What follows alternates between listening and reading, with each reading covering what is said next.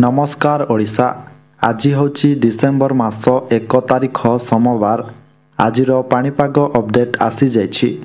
भिडियोटी आरंभ करिबा पूर्वरु समस्तंकु गोटे रिक्वेस्ट, आमर चैनल को सब्सक्राइब करिबा सहित पाखरे आसुतिबा बेल आइकन को ऑन करिबाकु जमारु भूलंतु नाही। वर्तमान समग्र राज्य रे शीतर लहरी जारी रहिछि, जहा साधारण जीवन यात्रा को प्रभावित करुछि। एही शीतर प्रकोप विशेषकर दक्षिण एवं उत्तर ओडिशार विभिन्न अंचल रे अधिक अनुभूत हेउछि। राज्यर अनेक स्थान रे तापमात्रा 10 डिग्री सेल्सियस रु तलकू खसी आसिछि। पाणीपाग विभाग पक्षरु शीतकू नहीं आगामी दिन पई एक बड़ सूचना दिया जाइछि। सूचना अनुसार आगामी 4 दिन परे रात्रि तापमात्रा पुणी तरे ह्रास पाइबार संभावना रहिछि। रातिर सर्वनिम्न तापमात्रा प्राय 2 रु 3 डिग्री पर्यंत ह्रास पाइबा नहीं आकलन करा जाइछि। एही तापमात्रा ह्रास जोगु शीतर प्रभाव आहुरी बढ़िबो एवं लोकंकु सतर्क रहिबाकु पड़िबो। अपरपक्षे राज्यर अनेक स्थान रे सकाळ और संध्या समय रे घन कुहुडीर आस्तरण देखिबाकु मिलुछि। एही कुहुडी जोगु यातायात असुविधा सृष्टि हेबार संभावना थिबारु सतर्कता जारी करा जाइछि। सेपटे आज पाई प्राय 6टी जिले में भीषण शीत एवं 24टी जिले में प्रबल शीत एवं 5टी जिले में प्रबल कुहुडी हेबो बोली येलो वार्निंग जारी करा जाइछि।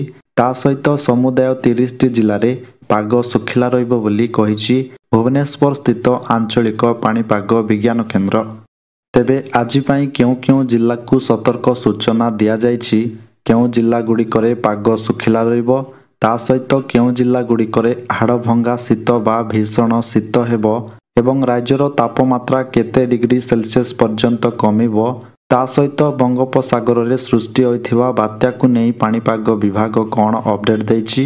ए नहीं संपूर्ण खबर जानिबा पई भिडियोटी को शेष पर्यंत देखंतु। ता सहित चैनल रे नुआ करी आसीथिले आम चैनल जी न्यूज अपडेट को एबे ही सब्सक्राइब करी पाखरे आसुतिबा बेल आइकन को ऑन करी रखंतु, जहा फल सबुदिन पाणीपाग अपडेट सर्वप्रथमे पाई परिबे।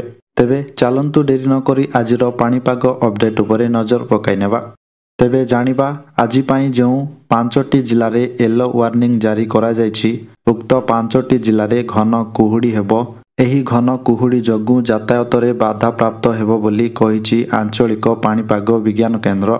यहाँ पर जानिबा आज पाई जो 6टी जिले में भीषण शीत हेबो बोली सूचना दिया जाइछि।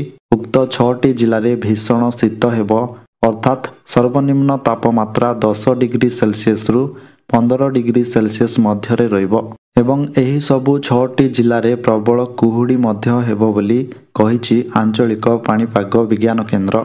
यहाँ पर जानिबा जो 24टी जिले में प्रबल शीत हेबो बोली कहा जाइछि। उक्त 24टी जिले में प्रबल शीत हेबो, अर्थात तापमात्रा 15 डिग्री सेल्सियस रु 21 डिग्री सेल्सियस मध्य रहिबो एवं एही सबु जिले में मध्य प्रबल कुहुडी हेबो बोली कहिछि आंचलिक पाणीपाग विज्ञान केन्द्र। तेबे एहा पर जानिबा जो समुदाय 30टी जिले में पाग सुखिला रहिबो बोली कहा जाइछि। उक्त 30टी जिले में पाग मुख्यतः सुखिला रहिबो एवं किछि स्थान रे पाग मेघुआ रहिबो। ता सहित एही समुदाय 30टी जिले में आज पाई कौनसी वर्षार संभावना नाही बोली एही सबु जिला को कौनसी वार्निंग जारी करा जाय नाही बा एही सबु जिला को ग्रीन जोन रे रखिछि आंचलिक पाणीपाग विज्ञान केन्द्र। तेबे वर्तमान जानि नेबा आज पाई सबु केउ जिले में भीषण शीत एवं केउ जिले में प्रबल शीत और केउ जिले में पाग सुखिला रहिबो बोली सूचना दिया जाइछि। तेबे प्रथमे जानिबा जो 5टी जिले में प्रबल कुहुडी हेबो बोली कहा जाइछि बा एही 5टी जिला को येलो वार्निंग जारी करा जाइछि। तेबे सेही 5टी जिला गुड़िक हेउछि कोरापुट, कंधमाल, नयागढ़, खोर्धा एवं सुंदरगढ़। यहाँ पर जानिबा जो 6टी जिले में भीषण शीत हेबो बोली कहा जाइछि। तेबे सेही 6टी जिला गुड़िक हेउछि कोरापुट, जोठी तापमात्रा रहिबो 14 डिग्री सेल्सियस, तापरे नवरंगपुर रे मध्य 14 डिग्री सेल्सियस, ता सहित कंधमाल रो फुलवाणी ठारे मध्य 14 डिग्री सेल्सियस, तापरे केन्दुझर रे 15 डिग्री, झारसुगुड़ा रे 13 डिग्री, तापरे सुंदरगढ़ रो राउरकेला ठारे सर्वनिम्न तापमात्रा 12 डिग्री सेल्सियस एवं सुंदरगढ़ रे 15 डिग्री सेल्सियस तापमात्रा रहिबो। ଏହା ପରେ ଜାଣିବା ଯେଉଁ 24ଟି ଜିଲ୍ଲାରେ ପ୍ରବଳ ଶୀତ ହେବ ବୋଲି କୁହାଯାଇଛି। ତେବେ ସେହି 24ଟି ଜିଲ୍ଲା ଗୁଡ଼ିକ ହେଉଛି ମାଲକାନଗିରି, ଯେଉଁଠି ତାପମାତ୍ରା ରହିବ 18 ଡିଗ୍ରୀ ସେଲସିୟସ୍।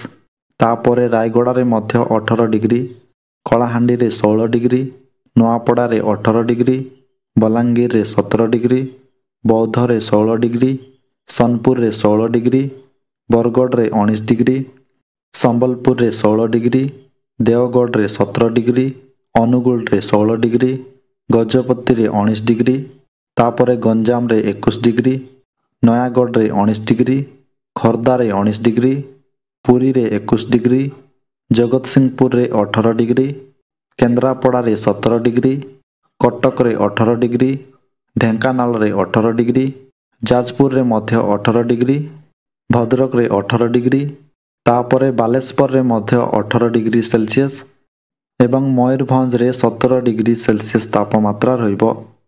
ଏହା ପରେ ଜାଣିବା ଆଜି ପାଇଁ ଯେଉଁ 30ଟି ଜିଲ୍ଲାରେ ପାଗ ଶୁଖିଲା ରହିବ ବୋଲି କୁହାଯାଇଛି।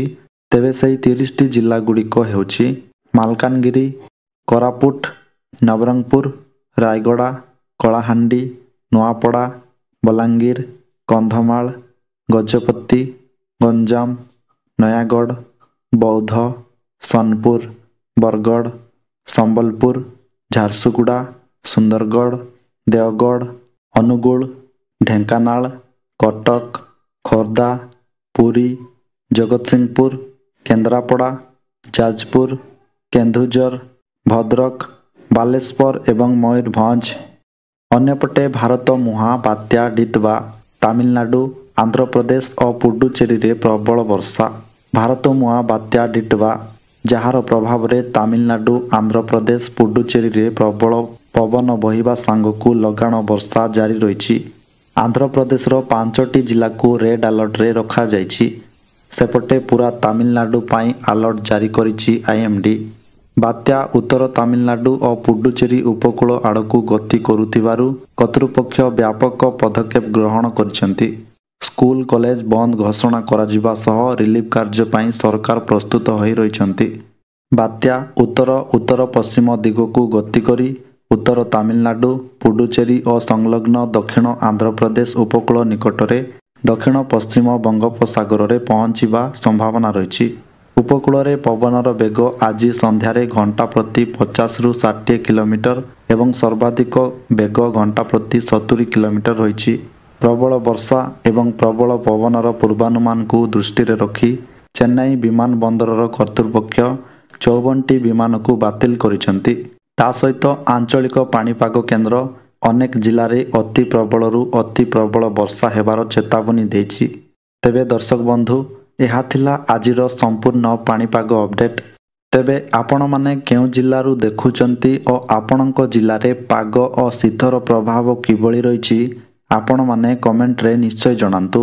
ତା ସହିତ ସବୁଦିନ ଏମିତି ପାଣିପାଗ ସମ୍ବନ୍ଧିତ ଲାଟେଷ୍ଟ ଅପଡେଟ୍ ଜାଣିବା ପାଇଁ ଆମର ଚ୍ୟାନେଲ ସହିତ ଯୋଡ଼ି ହୋଇ ରୁହନ୍ତୁ। ଆଉ ଭିଡ଼ିଓକୁ ଗୋଟେ ଲାଇକ୍ କରି ଅନ୍ୟମାନଙ୍କ ସହିତ ସେୟାର କରନ୍ତୁ, ଯାହାଫଳରେ ସେମାନେ ମଧ୍ୟ ପାଣିପାଗ ଅପଡେଟ୍ ପାଇପାରିବେ।